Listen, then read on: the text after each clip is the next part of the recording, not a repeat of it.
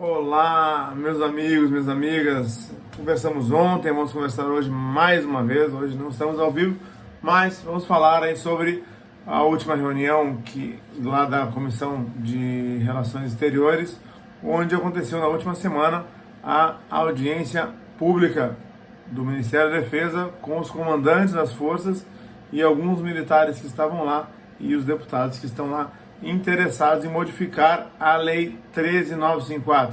Mudou a lei? Ainda não. Pode ser modificada? Pode. Parte da audiência pública, inicia-se na audiência pública, para que depois haja aí um relatório, para que isso mostre ao presidente da República o quanto ela foi ruim e o quanto há pessoas que estão muito excluídas da Lei 13.954 e por que ela precisa muito ser modificada.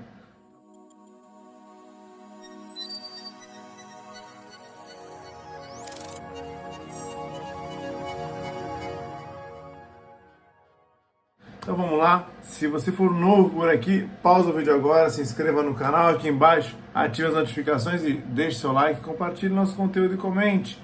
Quem sabe o seu comentário não vira um Augusto Leitão Responde.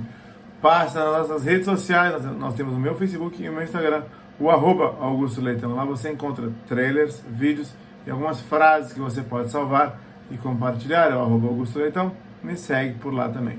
Conheça meu site, augustoleitãoadvocacia.com.br, e faça tudo isso que eu falei para que o YouTube entenda como relevantes nossos vídeos, como relevante nosso conteúdo. Entregue ele sempre para você e para mais e mais pessoas.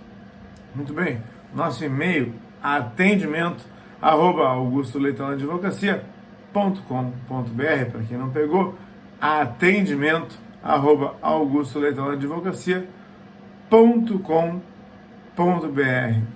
Você também pode entrar em contato através da nossa página de contatos aqui no primeiro link da descrição. Muito bem. Gente, eu disse aos senhores que a audiência pública que aconteceu no último dia 17, na última quarta-feira, não foi das melhores, não foi exatamente como os militares imaginavam. Os próprios deputados que pretendem a modificação da Lei 13.954 não saíram de lá muito satisfeitos, especialmente por conta de uma fala específica aí do comandante do Exército, mas eu queria pontuar com vocês o que foi discutido, o que foi pontuado lá, e vamos começar aqui pelas primeiras perguntas voltadas diretamente para a Lei 13.954. Foi pontuado no dia 17 que há uma grande insatisfação por uma parte significativa da tropa. E quando a gente fala significativa, aqui foi mencionado 80% da tropa. Eu fiz uma enquete lá no meu Instagram, aí pode ser que a composição no meu Instagram tem um pouco mais de praças, um pouco menos de oficiais superiores. Muito bem. Eu perguntei se a Lei 13.954 de alguma forma os atingiu ou os prejudicou, e aí a resposta foi de 91% a 9% as pessoas atingidas e prejudicadas pela Lei 13.954. Então foi pontuado lá a perda líquida de valores, a não implementação correta da VPNI, foi trazida a questão da necessidade e do compromisso daquele acordo que houve em dezembro de 2019 para uma modificação logo em seguida da Lei 13.954, ou que houvesse um decreto que minimizasse os principais efeitos maléficos da Lei 13.954, e que acabou não acontecendo. Desde julho de 2020, há algumas reuniões tentando a modificação da Lei 13.954, até o momento ainda sem sucesso. Aí, quando vocês forem ver a fala do comandante do Exército, ele já havia dito uma vez, e ele diz mais uma vez, que os praças acabaram sendo mais beneficiados, foram os mais beneficiados com a Lei 13.954. Eu, senhores, discordo muito dessa fala do comandante do Exército, tá? E ele diz isso na audiência pública 2 vezes. Aí depois ele traz outras questões. Ele diz que a Lei 13.954 ela é uma lei que trata de reestruturação da carreira e não de e não de reajuste de valores.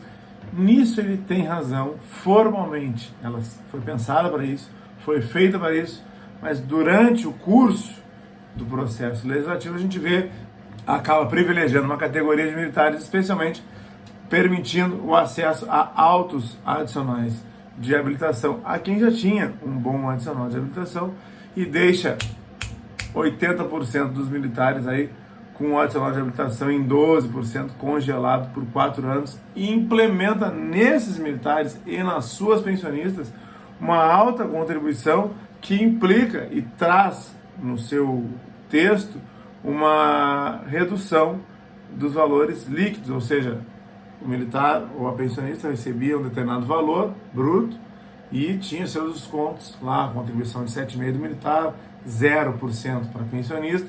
Quando vem a contribuição de 10,5%, ela começa com 9,5%, vai a 10,5%, para as filhas vai a 13,5%, nós temos uma redução líquida de valores. Ele recebia um valor e depois efetivamente passa a receber menos no seu contra-cheque, tá? Sem falar de empréstimos que caem para estoque e da realidade vivida por essas pensionistas militares e pelos próprios militares que tiveram a contribuição aumentada. Depois o comandante do Exército vem falar do quadro especial, ele diz que os militares do quadro especial já entraram com cabos, é um quadro em extinção, e que ele sabe que alguns estão na reserva, e que esses militares que estão na reserva, ele sabe que não podem fazer curso,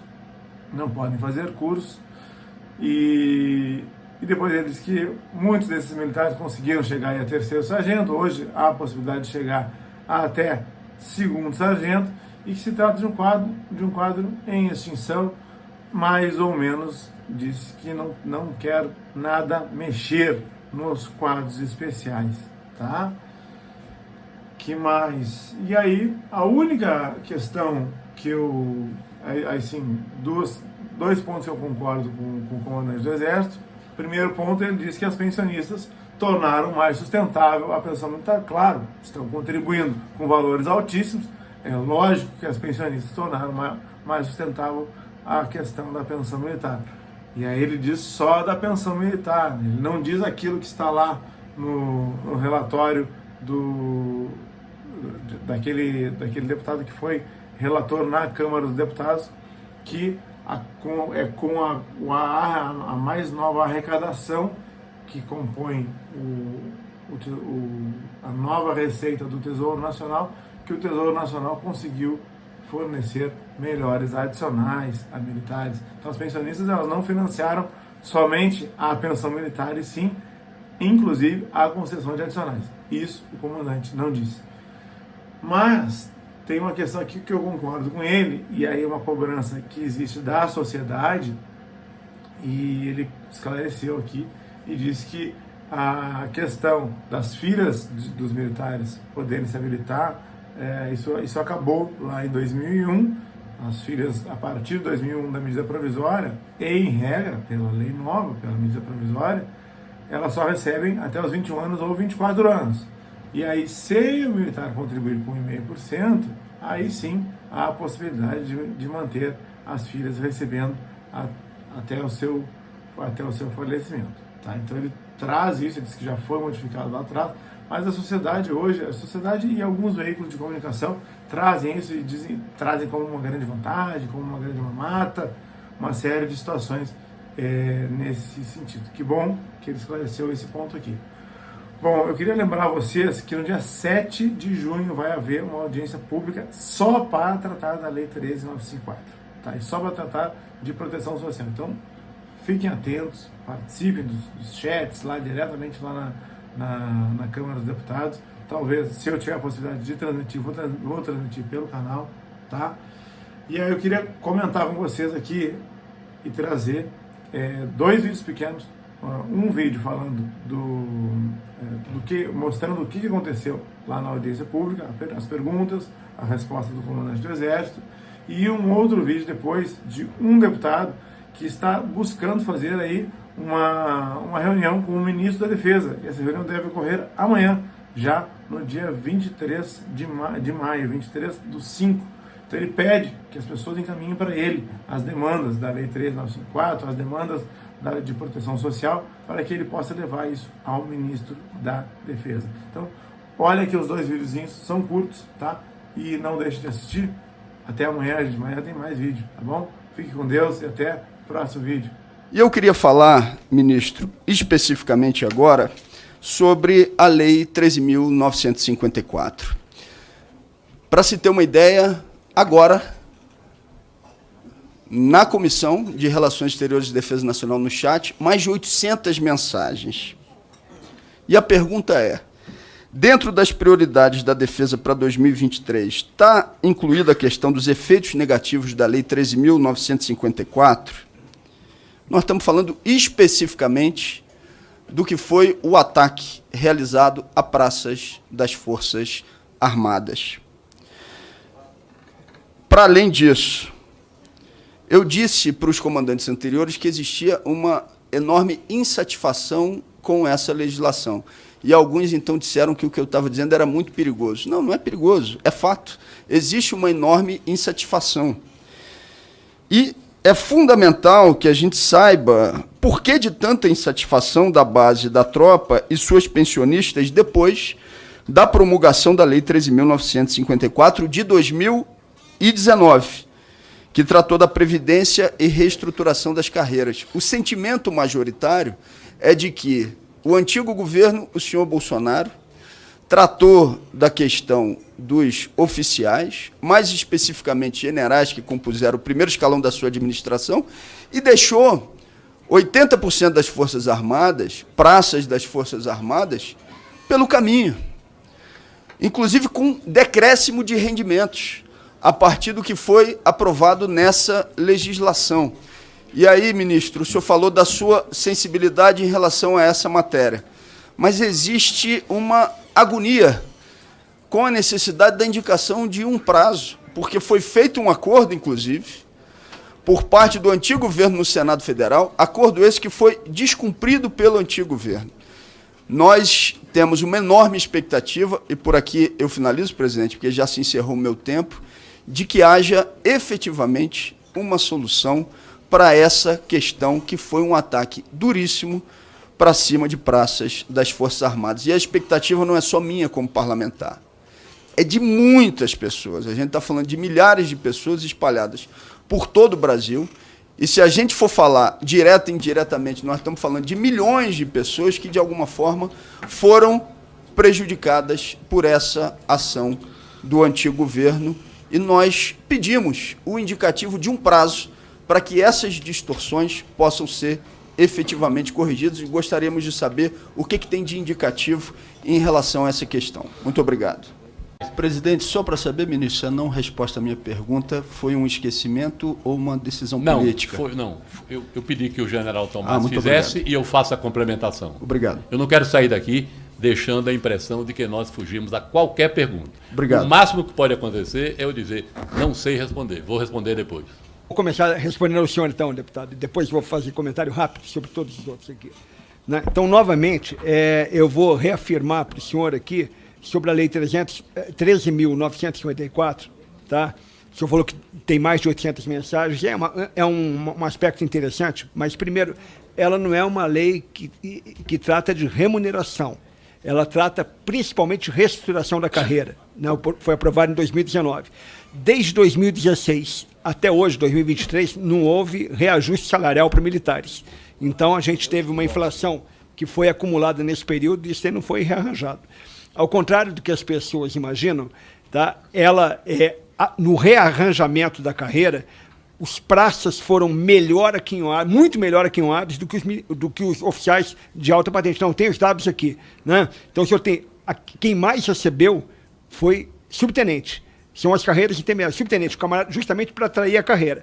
A questão que o senhor fala dos militares do quadro especial, nós temos mais ou menos da ordem de 13 mil militares do quadro especial na reserva. E hoje, mais ou menos 1.000 e poucos na ativa, que é uma categoria em extinção. Não por nós, é porque hoje não se admite mais o ingresso na carreira das Forças Armadas sem que haja concurso público. Então, o que aconteceu? Como eu falei para o senhor, esses militares, eles entraram, muitos deles, sem concurso público, para ser cabo. Então, eles foram recebendo promoções. Com 15 anos, foram promovidos a 3º sargento, tanto na Força Aérea, como na Marinha do Brasil, como no Exército. Depois, eles foram promovidos a 2º sargento. Então, eles tiveram uma diferença considerável, porque a diferença remuneratória de um cabo para um 2º sargento é significativa. Eles foram quem mais teve.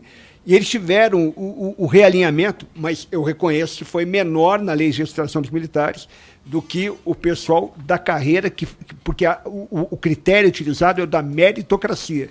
Então, quem faz curso, como eles não podem mais fazer curso, principalmente o militar da reserva, eles não foram aquinhoados na registração da carreira, porque eles tinham sido aquinhoados antes, quando eles tiveram as promoções auferidas. E esse foi o pensamento. Aí eu não estou dizendo que o pensamento é correto ou incorreto, porque não vou discutir o escopo da lei. Mas a lei é uma lei um rearranjo na carreira. Inclusive, a questão de pensionistas, várias questões, elas rearranjaram também para tornar mais sustentável a questão da pensão militar. Antigamente, a pensionista não pagava a pensão militar, hoje paga. Lembrando que a pensão militar, por exemplo, que o pessoal fala, é o privilégio da pensão militar, que o cara fala, a pensão militar para as filhas, essa norma foi extinta quando teve a reforma em 2001. Não tem mais, isso daí vai acabar. O que tem são pessoas que descontam uma parte do seu salário, porque na hora foi perguntado se o cara queria continuar pagando, o cara paga uma parte do seu salário para poder manter esse benefício para que seja extensivo às suas famílias. Basicamente é isso daí, quanto à questão da lei de registração da carreira. Meus irmãos e minhas irmãs, deputado federal Sargento Portugal, 17 de maio, acabamos uma reunião agora com o ministro da Defesa, José Múcio. Eu pude pedir ao mesmo que nos receba terça-feira, semana que vem. Ele confirmou, só falta o horário, então peço que vocês compartilhem esse vídeo com os grupos, porque eu preciso ouvir de vocês as demandas. Me municiem para eu poder falar com ele. Alguns assuntos que nós vamos discutir.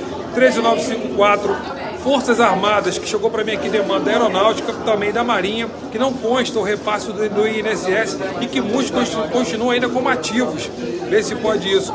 Vou falar da violação de direitos que vem acontecendo no estado do Rio de Janeiro para pensionistas e veteranos, como também, eu não posso deixar de mencionar, a guerra civil vivida no estado do Rio de Janeiro, de que forma o ministro da Defesa, com toda a Força Armada, pode nos auxiliar. Será que nós vamos perder essa guerra? Eu espero que não. Então todo mundo tem que se unir para a gente poder vencer de ponta a ponta as nossas demandas. Compartilhe esse vídeo, aguardo a demanda de vocês para poder entregar para eles na terça-feira da semana que vem e com certeza de lá vamos ter alguma resposta. Um abraço.